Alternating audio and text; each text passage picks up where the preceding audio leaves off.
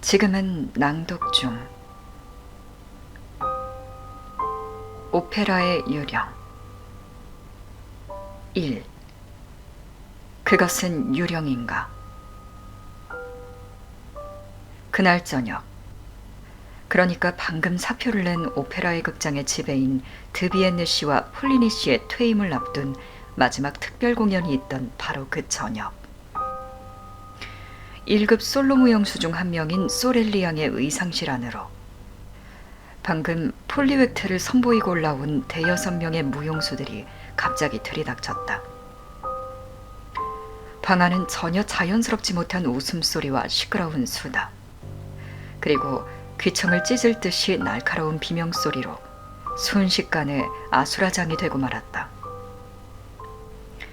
드비엔느 씨와 폴리니 씨 앞에서 낭독해야 할 환속문을 점검하느라 혼자 있을 시간이 필요했던 소렐리 양은 난데없이 소란을 몰고 온 이 아가씨들에게 잔뜩 짜증이 났다.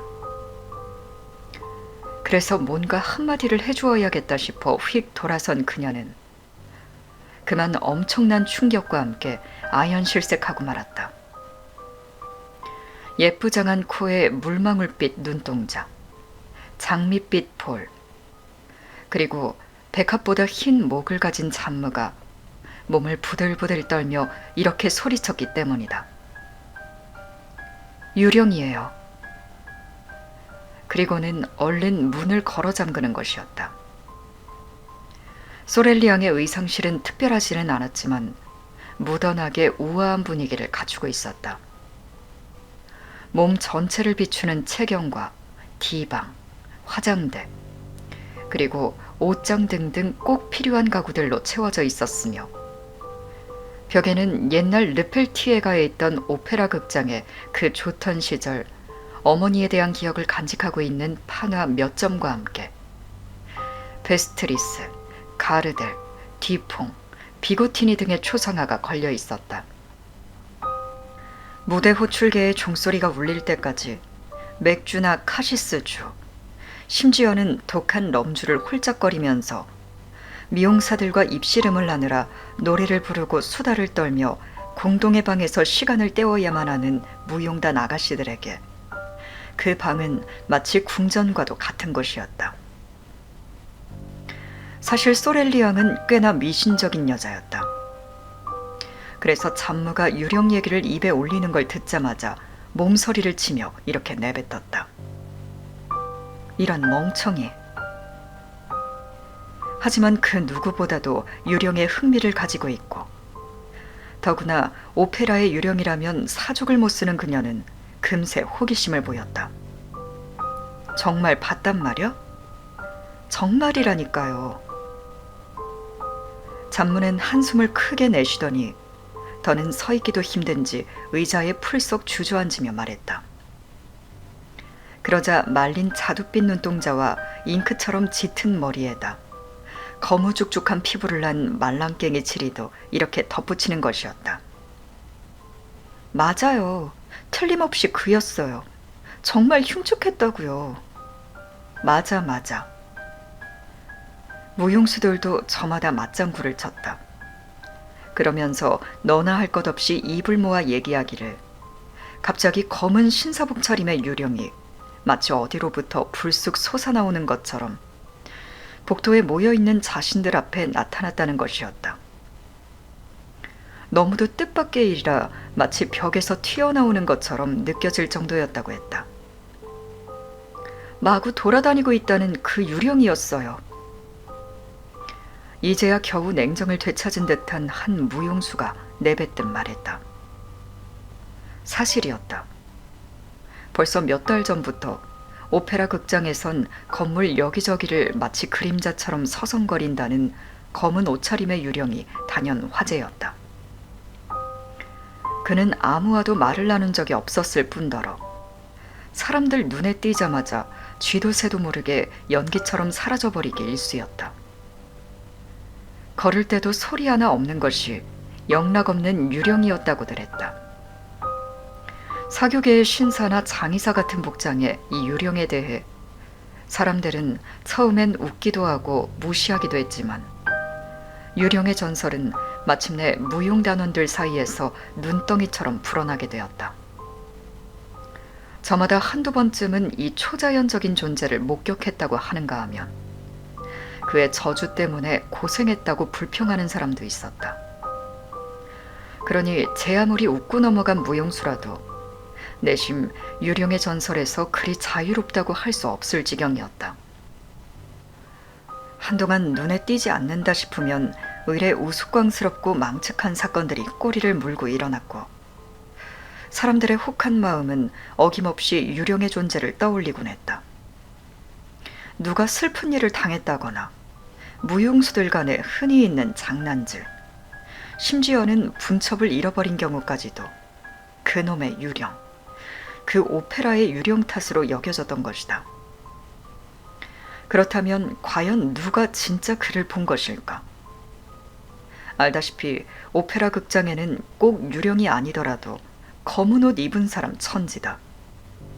다만 유령에게만 있는 특별한 정은 적나라한 해골 위에 검은 옷을 걸치고 다닌다는 사실이었다.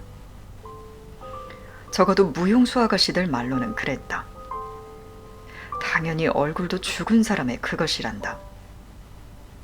글쎄, 진정 믿을 만한 얘기일까? 사실 유령이 해골의 몸을 하고 다닌다는 발상은 그를 직접 보았다는 무대장치 감독 조셉 비케의 목격담에서 비롯되었다고 할 수 있다. 그는 풋라이트 바로 앞, 무대 밑으로 직접 통하게 되어 있는 작은 계단에서 그 신비로운 존재와 맞닥뜨렸는데 아주 잠깐 마주쳤음에도 도저히 지워지지 않을 기억이 각인되었다고 한다. 조셉 비케의 그 목격담이다.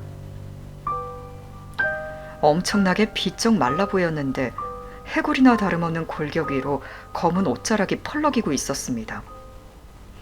눈자 위는 푹 꺼져 있어서 눈동자가 움직이는지 아닌지도 분간 못할 정도였죠. 한마디로 큼직한 구멍만 쾌행하니 2개 뚫려 있는 꼴이 죽은 사람의 해골바가지와 다를 게 없었습니다. 뼈대에 축 늘어진 피부는 전혀 하얗지 않고 기분 나쁘게 누르스름했습니다. 코는 옆에서는 거의 보이지 않을 만큼 없는 거나 다름없어서 정말 흉악이 그지없었습니다. 그 밖에 이마와 귀 뒤에 서너 가닥 보이는 긴 갈색 머리털이 그나마 머리카락의 구색을 갖추고 있었죠. 조셉 비케는 그 괴이한 존재를 쫓아갔지만 허사였다. 마치 마법의 조화처럼 온데간데 없이 사라지고는 흔적조차 찾을 수가 없었던 것이다.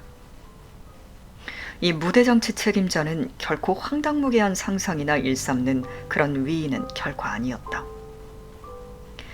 오히려 무척이나 진중하고 정돈된 사람이었으며 매사 정도를 지킬 줄 아는 타입이었다.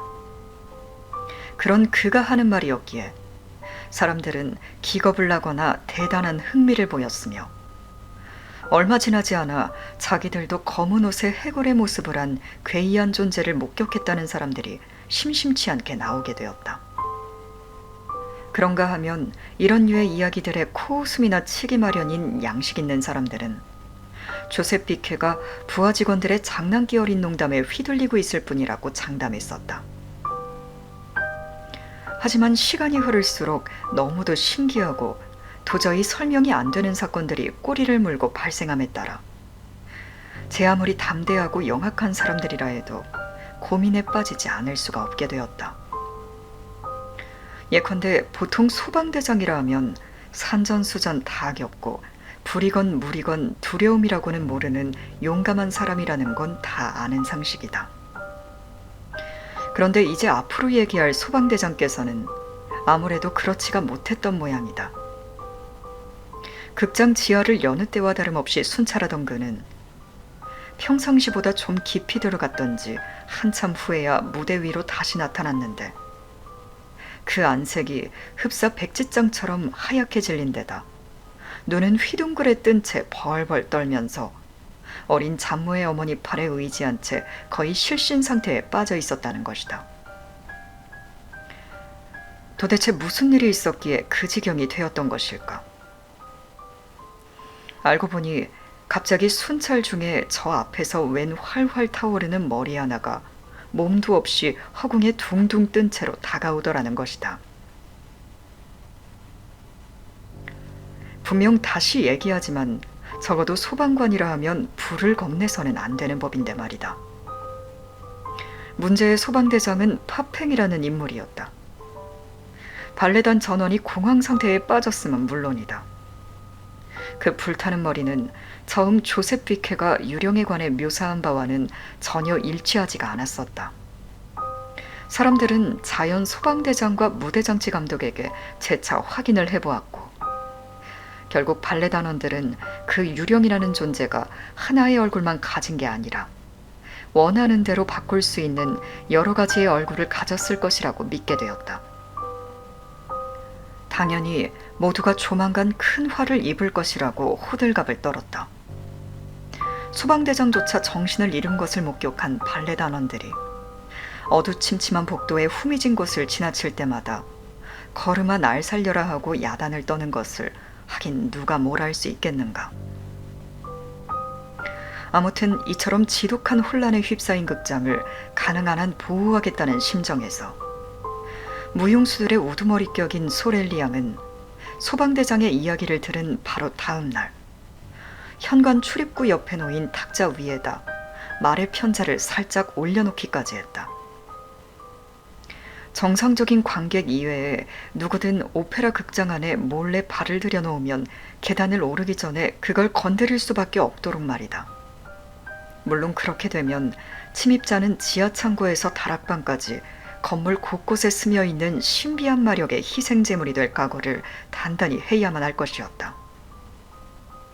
그러나 허무하게도 그 편자는 안뜰을 통해 수의실을 거쳐 현관으로 들어가는 사람이라면 누구든 어렵지 않게 볼 수 있을 정도로 원래의 탁자 위에 아직까지 멀쩡히 놓여져 있다. 어쨌든 이상과 같은 정황 속에서 그날 저녁 무용수들이 허겁지겁 소렐리 양의 방으로 들이닥쳤던 것이다. 유령이라고요. 어린 잠모의 이 외침 한마디가 무용수들의 공포심에 불을 지피는 건 당연했다. 순간 견디기 어려운 침묵이 온 방 안을 무겁게 내리눌렀다. 들리는 거라곤 헐떡거리는 숨소리뿐이었다. 마침내 진짜 겁에 질린 표정으로 벽면 한쪽 구석으로 다가간 잠무가 이렇게 속삭였다. 잘 들어봐요. 아닌 게 아니라 문 뒤쪽에서 뭔가가 스쳐 지나가는 듯한 소리가 들리는 듯했다. 하지만 누군가의 발소리라고 보기엔 어딘지 모자란 감이 있었다. 그건 차라리 널빤지 위를 가벼운 어떤 비단천이 슬쩍 스치고 가는 소리 같았는데 그나마 잠시 동안일 뿐 이내 침묵이 다시 자리 잡았다. 소렐리 양은 다른 동료들보다는 조금이라도 담대해지려고 애를 쓰면서 문 앞으로 다가가 침착한 목소리로 이렇게 물었다. 거기 누구세요? 대답은 없었다. 하지만 그럴수록 모두의 시선이 자신에게 쏠려 있는 걸 의식하지 않을 수 없게 된 소렐리 양은 이번엔 더욱 대담해져야겠다고 작심하면서 좀 더 목청을 돋우어 말했다. 거기 문 뒤에 누가 있습니까? 그러자 얼굴이 까무잡잡한 맥지리가 느닷없이 소렐리 양의 치맛자락을 붙들며 조잘대는 것이었다. 오, 맞아요. 맞다고요. 문 뒤에 누가 있는 게 틀림없어요. 제발 문은 열지 말아요. 제발요. 하지만 소렐리 양은 늘 몸에 지니고 다니는 짧은 단검까지 뽑아든 채 문 손잡이를 덥석 붙잡아 열었고 맥지리를 포함한 다른 무용수들은 아예 화장실 벽까지 우르르 물러났다. 소렐리 양은 눈을 부릅뜬 채 복도를 내다보았지만 아무도 없었다. 그저 유리 호롱들 속에서 간들거리는 불꽃만이 희미하고도 불그스름한 빛을 힘겹게 뿌려대고 있었다. 그제서야 소렐리 양은 안도의 한숨을 내쉬며 요란하게 문을 닫았다. 아무도 없잖아. 하지만 틀림없이 우리가 봤다고요. 잔무는 주춤주춤 소렐리앙 곁으로 다가서며 여전히 강변했다. 지금 이 근처 어디선가 어슬렁거리고 있을 거라고요. 난 옷 갈아입으러 돌아가지 않을래요. 우리 모두 이대로 곧장 무도회장으로 내려가 일을 마치고 모두 함께 올라와야 할 거예요. 그러면서 애군을 비껴가게 만든다는 조그마한 산호 조각을 조심스레 만지작거렸다. 그러자 소렐리앙 역시 오른손 엄지손가락의 빨간 손톱 끝으로 왼손 약지손가락에 낀 나무가락지 위에다 은근슬쩍 성 안드레아의 십자가 문양을 서둘러 그었다. 여기서 한 유명한 연극평론가가 소렐리앙에 관해 묘사했던 대목을 옮겨보면 다음과 같다. 소렐리앙은 마치 버드나무 가지처럼 유연한 몸에다 매력적이고도 기품 있는 얼굴을 난 아름답고도 위대한 무용수이다. 그래서 사람들은 그녀를 두고 신의 아름다운 창조물이라고 서슴없이 이야기하는 모양이다. 그녀의 황금과도 같은 순수하고 눈부신 금발머리는 파리한 이마를 왕관처럼 뒤덮고 있으며 그 아래로는 에메랄드빛 눈동자가 반짝거리고 있다. 그녀는 우아하면서도 당당한 목 위로 이따금 머리를 깃털 장식처럼 부드럽게 갸우뚱하고 나는데 춤을 출 때는 말로 형용할 수 없는 허리 동작으로 전신에 나른한 떨림을 부여하기도 한다. 그러다가 팔을 들고 허리를 구부려 상반신의 곡선을 온통 드러낸 채 피루에트라도 시도한다든지 하면 보는 이의 정신을 잃게 만들 만한 걸작그림처럼 황홀하기만 하다. 정신을 잃게 만든다는 표현은 좀 지나치지만 누구도 그런 필자의 과정을 나무라지는 않았다. 그런 그녀가 지금 어린 무용수들에게 다시 한번 말을 하고 있는 것이다. 얘들아, 제발 좀 진정해라. 세상에 유령이라니. 그런 걸 본 사람은 여지껏 아무도 없을 거야. 아니에요. 우리가 정말 보았다고요. 조금 아까 진짜로 봤다니까요. 해골에다 조셉 비케시가 보았던 그 저녁 때와 똑같은 옷차림이었다고요. 호들갑을 떠는 동료들 틈에서 잔무가 또 입을 열었다. 가브리엘도 보았는걸요? 그것도 어제 바로 정오쯤에 말이에요. 환한 대낮에 글쎄. 가브리엘이라면 합창단장 말이니? 그렇다니까요. 어머나 세상에, 그것도 모르고 계셨어요? 그래, 환한 대낮에 그 옷차림을 하고 있었단 말이지. 누구요? 가브리엘이요? 이런, 그 유령 말이다, 유령. 물론이죠.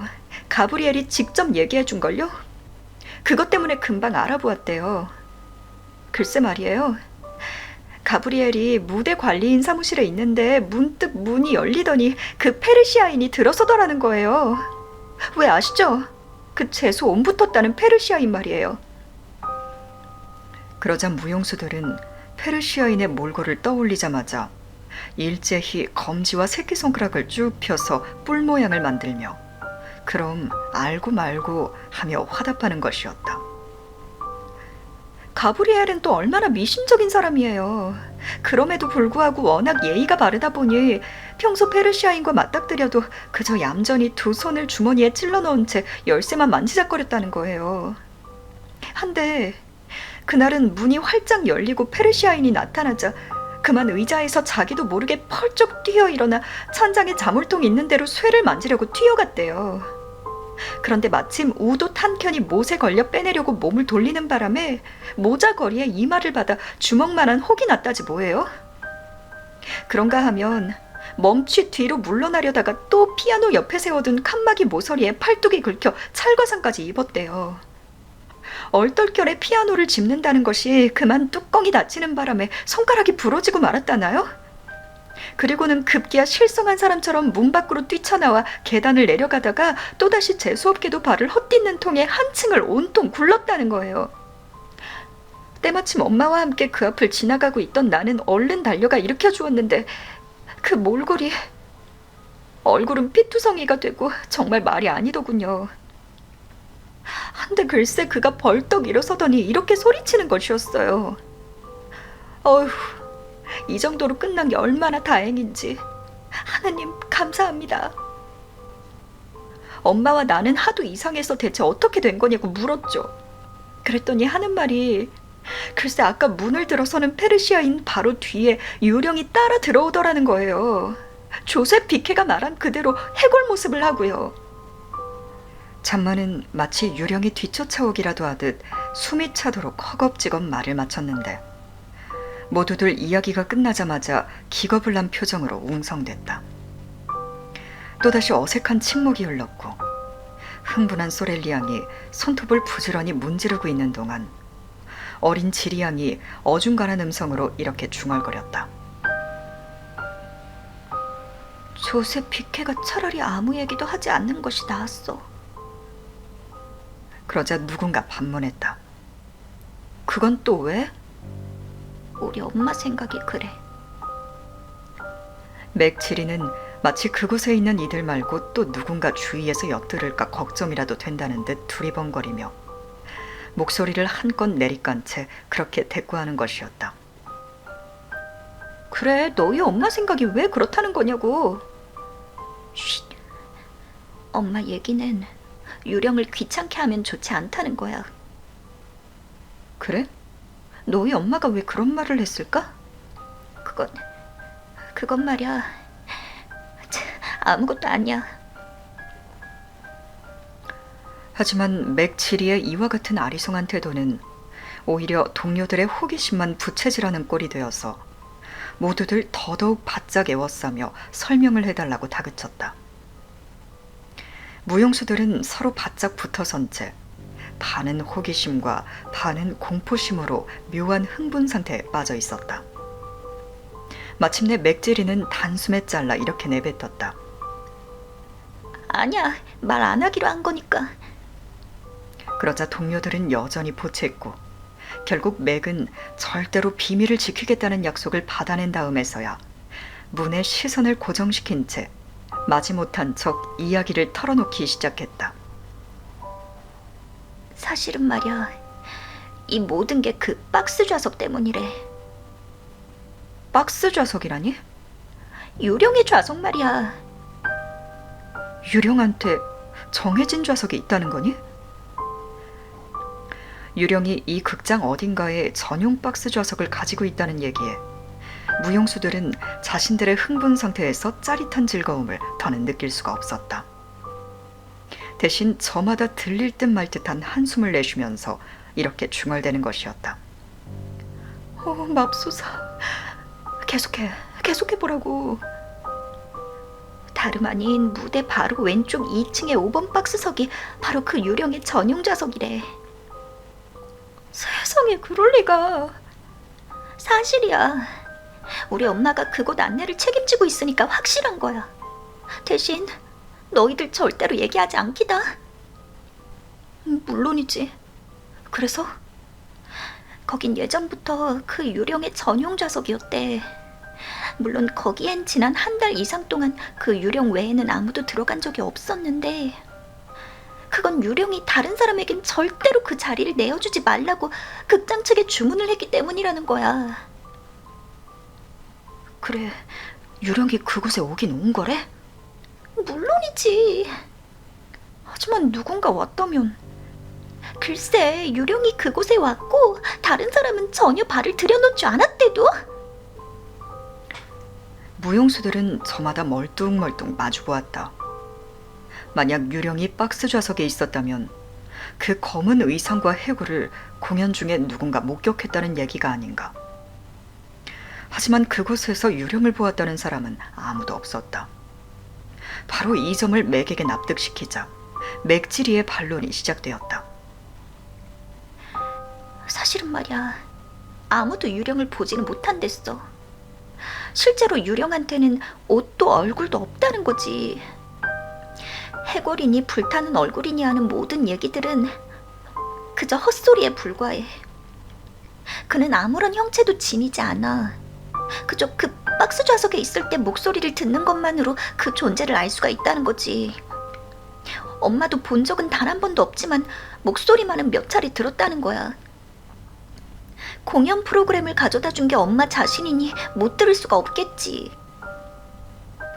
순간 소렐리 양은 아무래도 가만두어서는 안 되겠다는 표정으로 불쑥 끼어들었다. 지리, 지금 우리 모두를 갖고 장난하는 거니? 그러자 가엾은 소녀는 금방이라도 눈물을 떨굴 표정이 되었다. 아무 말도 안 할 걸 그랬어요. 엄마가 이걸 알면 나는... 하지만 조세 피케 씨가 자신과 상관없는 일에 공연히 관심을 가진 건 정말 큰 실수라고요. 그 일 때문에 결국 불운을 당할 거고요. 어젯밤에도 엄마가 그랬단 말이에요. 바로 그때였다. 복도에서 느닷없이 묵직하고도 급한 발소리가 들리는가 싶더니 누군가의 숨이 턱에 찬 목소리가 들려오는 것이었다. 세실, 세실, 거기 있니? 히크, 엄마다. 잠문은 기겁을 하며 소리쳤다. 무슨 일이에요? 안에서 문을 열자 마치 남자처럼 당당한 체격의 도도한 부인 하나가 들이닥치더니 요란하게 한숨을 내쉬며 안락의자에 털썩 주저앉았다. 그녀의 겁에 질린 듯한 댕그런 두 눈동자는 구운 벽돌색이 나는 얼굴 속에서 기분 나쁜 빛을 바라고 있었다. 세상에 이런 일이, 이런 끔찍한 일이. 왜요? 대체 무슨 일이에요? 조셉 피케가, 조셉 피케가 어때서요? 그가 죽었어.